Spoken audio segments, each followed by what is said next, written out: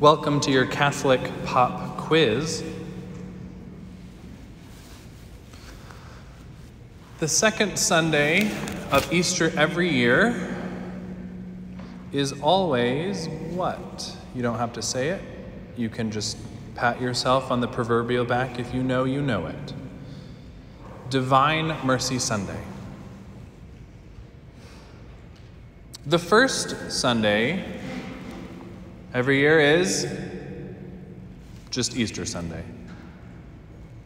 The fourth Sunday every year is known as Good Shepherd Sunday.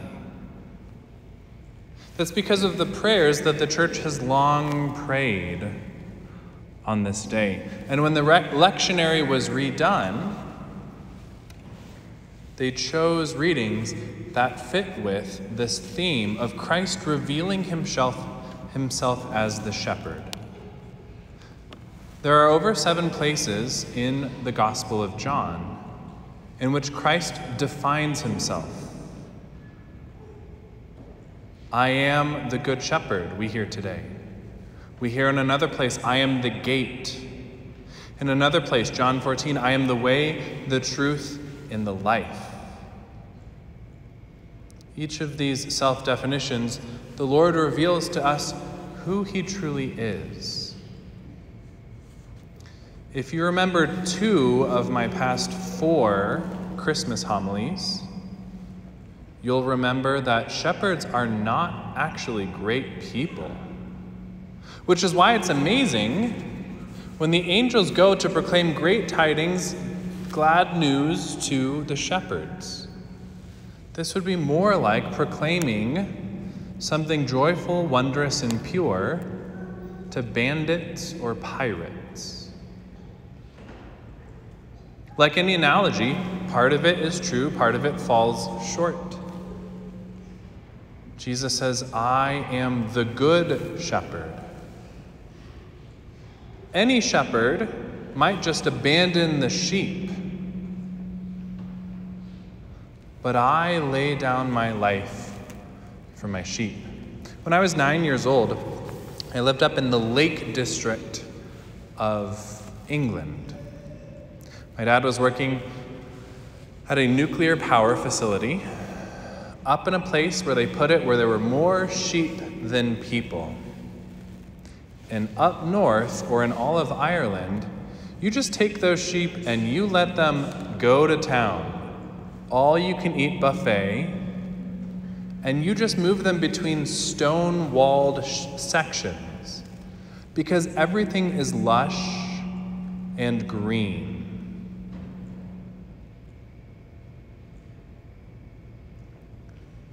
But think to yourself,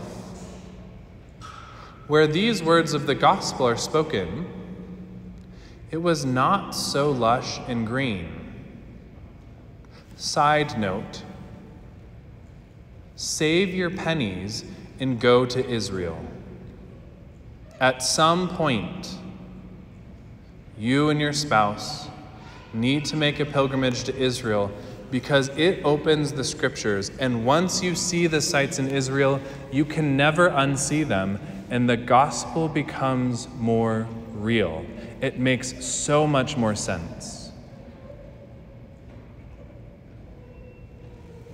The other place that's very famous for speaking about shepherds would be Psalm 23. The Lord is my shepherd, I shall not want. What does a shepherd do? A shepherd guides the sheep, keeps them together as a unified flock, makes sure that they do not get lost, prevents them from being distracted. A shepherd keeps them on point so that they would know where they are to go. Because just like a sheep, you and I are clueless. We are wayward. We are self-interested. We are self-motivated. We wander off.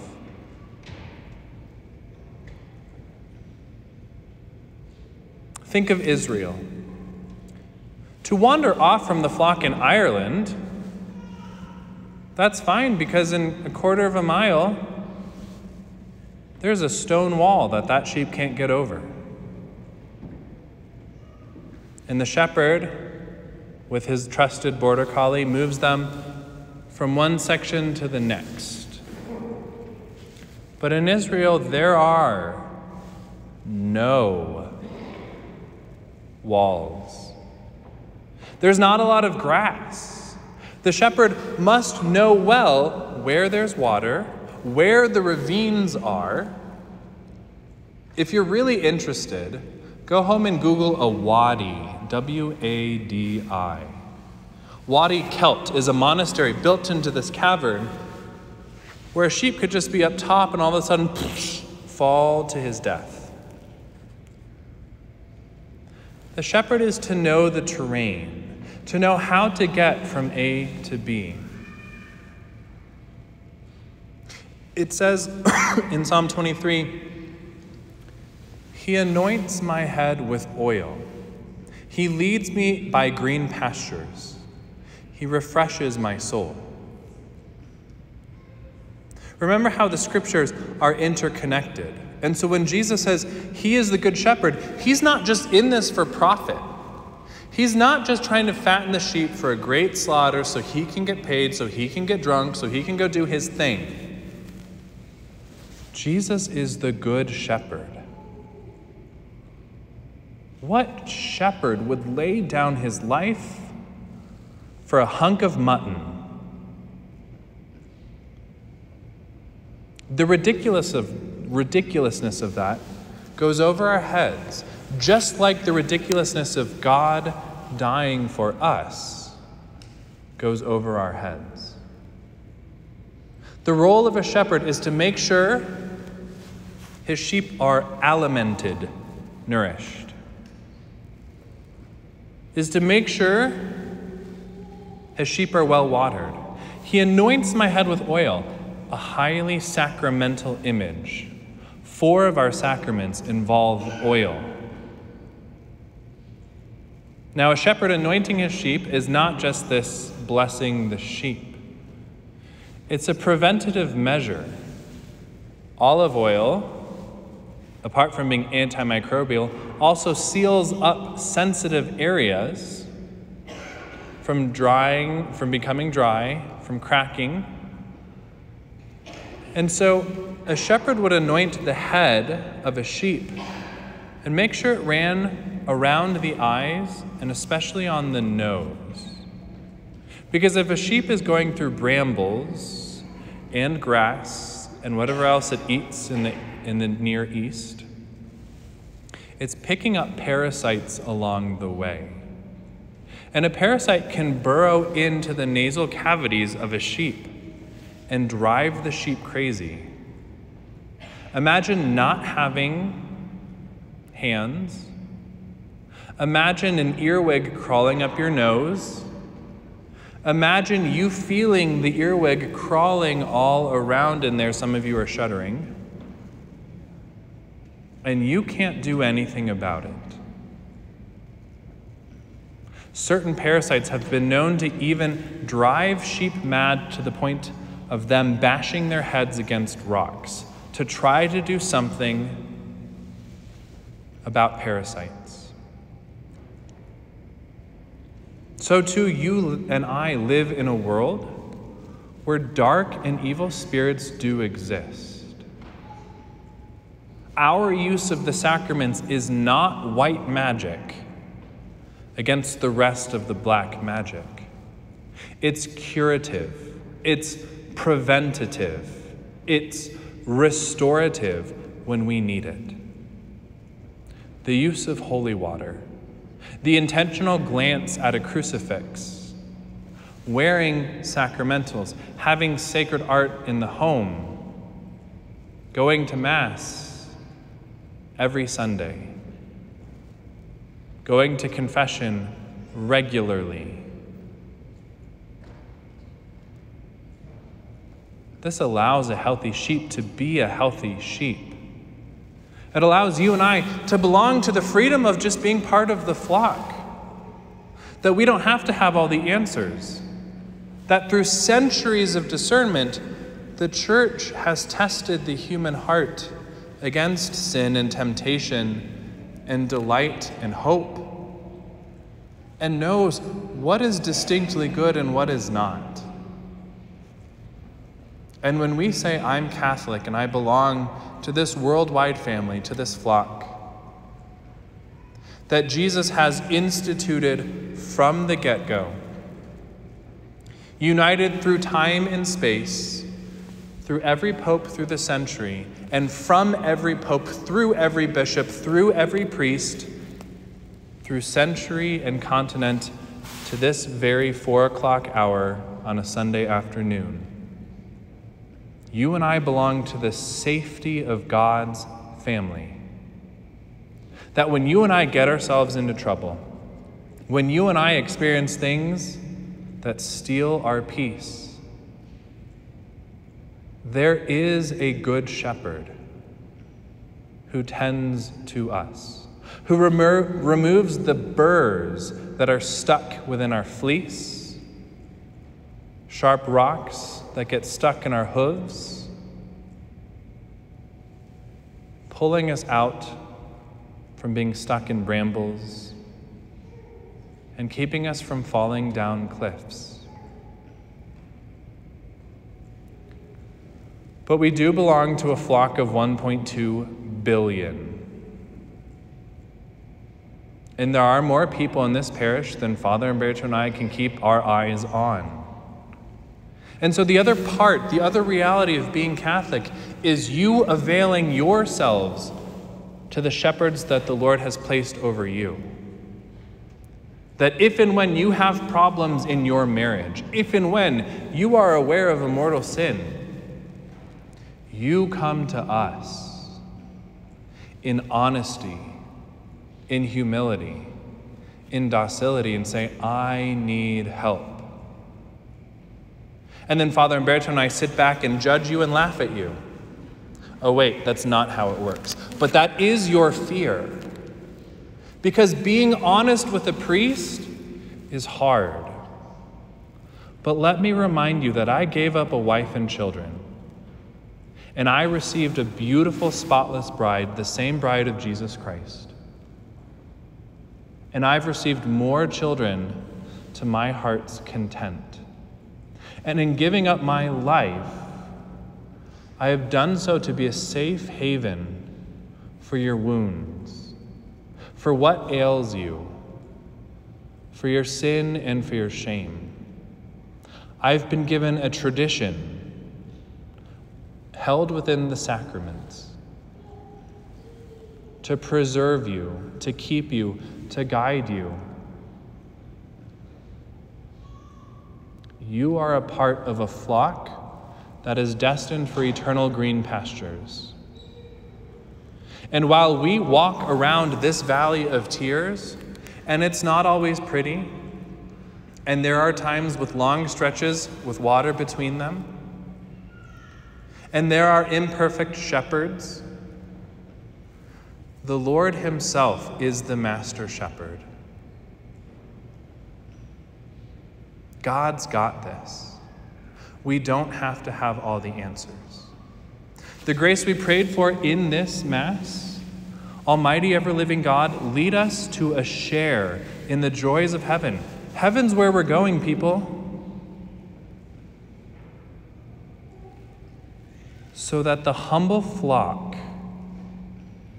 may reach where the brave shepherd has gone before.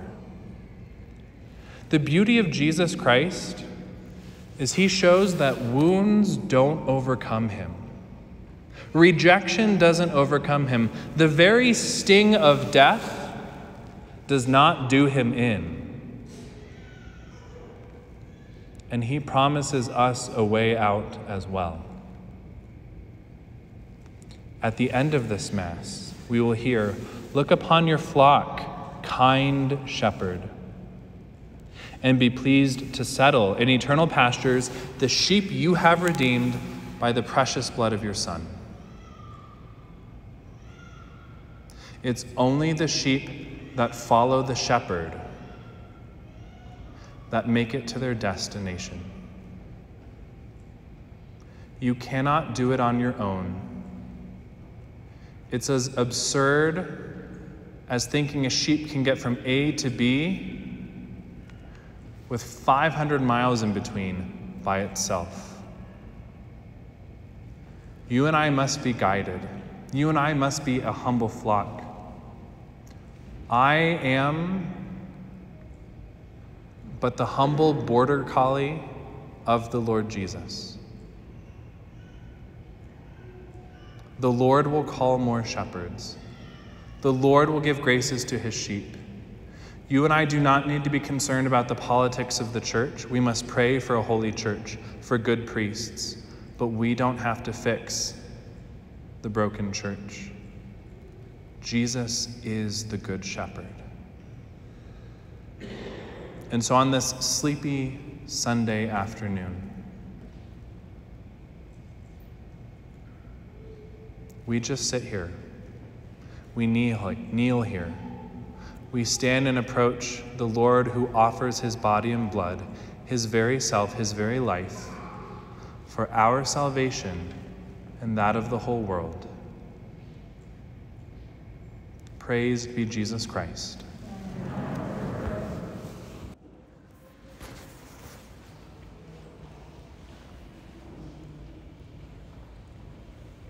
It was our very first Pope, the first shepherd after the Good Shepherd, who wrote to one of his communities, "The devil is prowling like a roaring lion,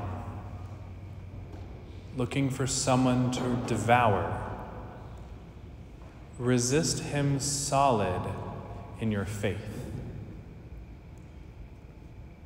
Part of being a faithful Catholic is belonging to this herd, this family, this church. Not only this one of St. John the Baptist, but the universal, the worldwide one that Christ himself has established. He did not establish it in perfection, but he promised that the gates of the netherworld would not prevail against it.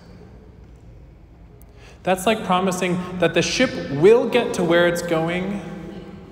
That doesn't mean it's not going to take on water along the way and rust, and parts of it will be broken. And some of its sailors will be less than seaworthy. But Christ promises that his church will not be prevailed against by the devil. In Israel, they have no lions. And so most of the ones that would hear this, the devil is prowling like a roaring lion looking for someone to devour, would have to go to their version of Discovery Channel to figure out what he's talking about. What's their version of Discovery Channel?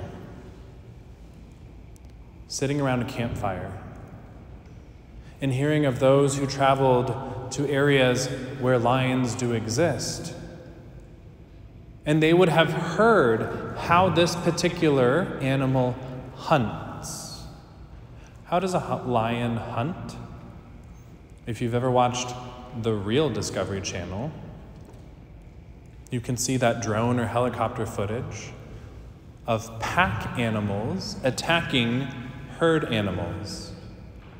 And oftentimes these herd animals can kind of hold their own when there's a couple of them together, especially when they're the gazelles or the impala that have these horns. But when one is isolated from the rest, the one stands no chance. How much more with us sheep who only have fluffy wool? Satan is prowling like a roaring lion looking for someone to devour. Satan hunts by separating us from one another. He gets into marriages and splits husband from wife. Spouses, the best gift you can give your children more than a college fund, is fathers loving your wives and wives loving your husbands. The security of holy matrimony, the unbreakable bond of peace and the sweet yoke of harmony that is holy matrimony. Children, one of the best gifts that you can give Jesus is being obedient to your parents, boring and lame as they are, and living within the security of the household which God has established for you to be born in. The grace of belonging. And then, my beloved sheep, the safest place for you is to reside within Holy Mother Church, regardless of who's at the top. Do not allow yourself to be separated from the church. Satan will always try to get in between you and say, you're not good enough. You don't belong. This one sin in your life, you're not worthy of forgiveness. The Lord died for everyone else, but not for you. If others knew what you did, there's no hope for you. He'll take some aspect of your life and exploit it. And he'll lead you to the conclusion that you don't belong, and then you will separate yourself. And you will be hunted down by the roaring lion. And spiritual parasites will enter, and you will lose your peace. And I have known many during this pandemic who have done the spiritual equivalent of bashing their heads against rocks because they have gone mad. You belong in this church.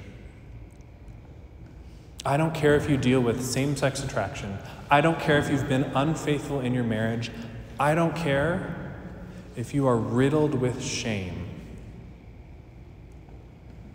You belong in God's holy church, the flock that he established. You have a place. You matter. Don't let anyone, whether it's CNN or the devil himself, tell you otherwise. Secondarily, by now you all know that the Archbishop has reassigned me to be my own pastor elsewhere, to be pastor of Most Precious Blood Catholic Church down in Denver. And it's with a sad heart that I will be leaving this community that first taught me how to be a priest. You guys first put up with me, loved me, prayed for me, dealt with my pride and my long homilies, both of them.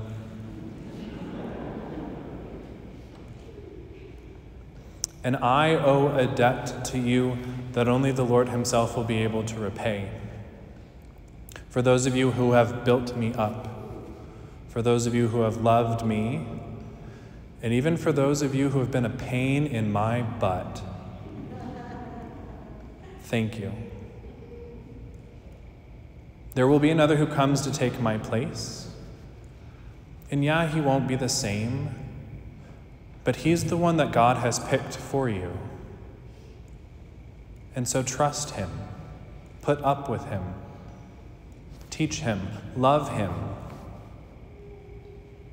Because like me when I first got here, he will have no idea what he's doing. And you all are intense. Invite him to your homes. Ask him to come bless your house. Get to know him. Stand out on the sidewalk with him for an hour after the 4 p.m. Mass, just like what happened to me when I first got here.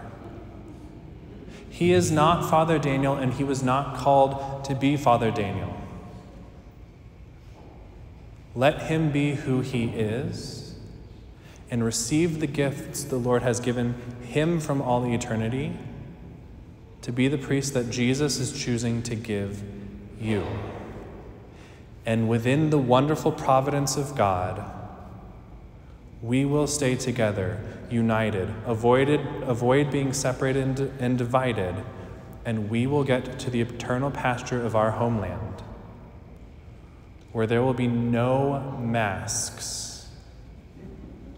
And as I tell the children of our school, heaven will be like endless recess. And they all are like, oh, I want to go. This life is about getting to heaven. My priesthood has been about getting you and getting me to heaven. Help the next guy after me. Help Father Umberto. New priests are hard to deal with. Love the one who comes to take my place, and love your pastor, Father Umberto. In both of them, as maybe with me, you will find Jesus, who is the singular fulfillment of the desires of your hearts. Please stand.